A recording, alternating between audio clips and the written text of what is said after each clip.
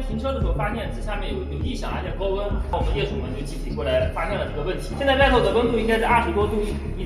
你看这里边还在响，应该是20多度，对，不到30度，但是我们下面温度达到50多度的，高温异常，非常闷热。你们可以注意到我们这边的消防通道这边的所有的灯已经都被关闭了，包括这里墙上，我们怀疑他们做货架是留下来的图，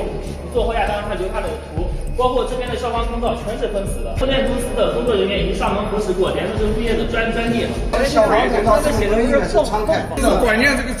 里头是违法的，这里头。这个就知道，后来加的，后来专门隔的，形成了一个房间，原来这都是空的，有10、12。